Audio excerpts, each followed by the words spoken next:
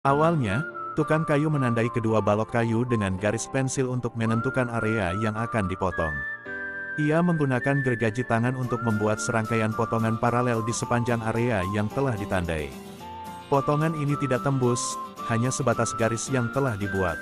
Dengan menggunakan pahat, ia dengan mudah mengeluarkan potongan-potongan kayu kecil yang telah digergaji. Ini menciptakan alur atau celah yang rapi. Tukang kayu menggunakan pahat lagi untuk memotong dan merapikan sisa-sisa kayu di bagian sudut, memastikan celahnya benar-benar bersih dan halus. Di balok kayu kedua, ia memotong bagian yang akan masuk ke dalam celah yang sudah dibuat.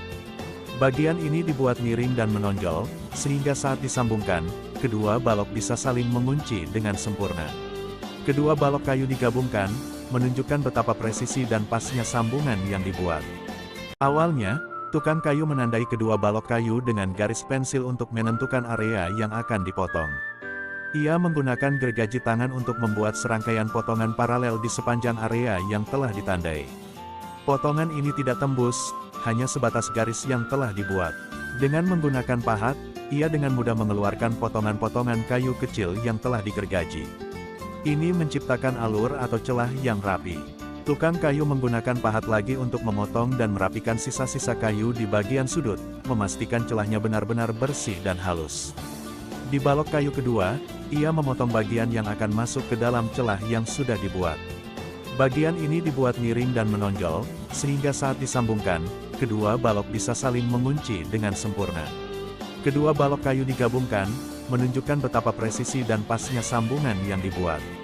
Awalnya, tukang kayu menandai kedua balok kayu dengan garis pensil untuk menentukan area yang akan dipotong. Ia menggunakan gergaji tangan untuk membuat serangkaian potongan paralel di sepanjang area yang telah ditandai. Potongan ini tidak tembus, hanya sebatas garis yang telah dibuat.